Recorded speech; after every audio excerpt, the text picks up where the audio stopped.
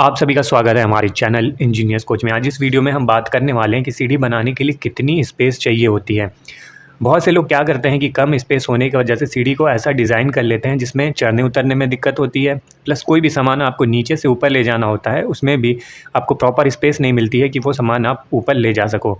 सीढ़ी का स्टेप ऐसे डिज़ाइन कर लेते हैं कि जैसे कोई भी बच्चा हो या फिर बूढ़ा इंसान हो, उसको चढ़ने में उसमें दिक्कत होती है। तो उसके स्टेप को कैसे डिज़ाइन किया जाए, सीढ़ी की चौड़ाई कितनी रखा जाए कि हम सामान को आसानी से नीचे से ऊपर ले जा सकें, यही सारी चीज़ें आज हम डिस्कस करने वाले हैं इस वीडियो में। तो शुरू करते हैं।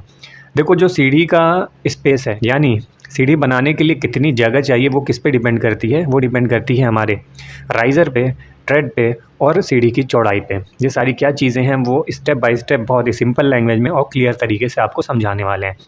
तो देखो, राइज़र क्या होता है। अब इसमें जो राइज़र होता है, जो ये वाला पार्ट है, इसको हम कहते हैं राइज़र। अब इसकी हाइट, राइज़र की हाइट हम कितनी रखें कि हम इस पे आसानी से चढ़ सकें?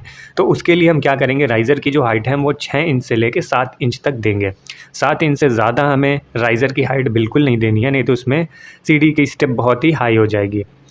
अब ट्रेड की अगर बात करें तो ट्रेड क्या होता है, ये वाला जो पार्ट जिस पे पैर रखते हैं उसको हम कहते हैं ट्रेड। अब इस ट्रेड की चौड़ाई कितनी देना है कि जब भी हम इस सीढ़ी पे चढ़ें तो हम इस पे पैर आसानी से रख सकें। तो जो ट्रेड की जो चौड़ाई है वो हम देंगे 10 इंच। 10 इंच से लेके मिनिमम हम 9 इंच देंगे। 9 इंच से कम हमें इसकी ट्रेड नहीं रखना है।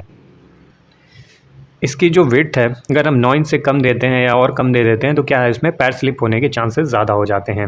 और इस राइज़र की हाइट अगर हम ज़्यादा रख देते हैं तो इस पर सीढ़ी चढ़ने में भी दिक्कत होती है, उसमें काफ़ी मेहनत लगती है। तो ऐसे में जो हम राइज़र है वो 6 इंच से लेके 7 इंच तक का, ये जो हाइट है राइज़र की 6 इंच से लेके 7 इंच तक देंगे। अब इसमें बात करते हैं इसके विड्थ की, सीढ़ी कितनी चौड़ी होनी चाहिए। अब ये प्लान है सीढ़ी का। अब इस प्लान में देख रहे हो, एक ये पार्ट है सीढ़ी का, एक ये पार्ट है। मीन्स ये वाला जो पार्ट है हम कह दें ये चीज़ है, जो दूसरा वाला पार्ट है वो ये चीज़ है, और ये वाला जो पार्ट है इसको हम कहते हैं लैंडिंग।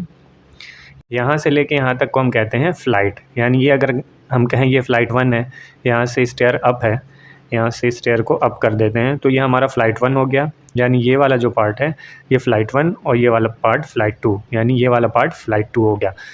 अब यहाँ पे हम बात करें इसके विड्थ की।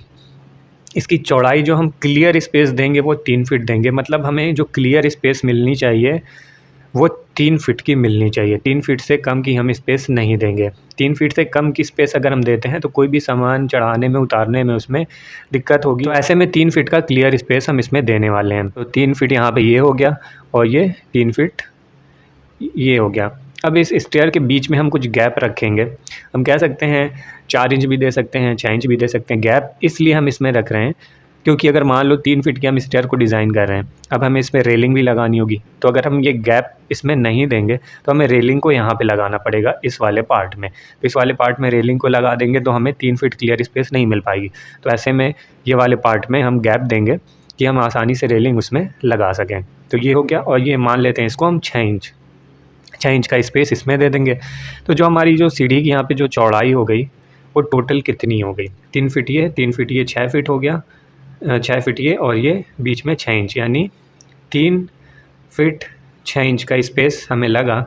जो इसकी ये 6 फीट 6 इंच यानी 6.5 फीट ये स्पेस इसकी हो गई। यानी जो इसकी विड्थ है वो कितनी हो गई सीढ़ी की, 6.5 फीट हो गई।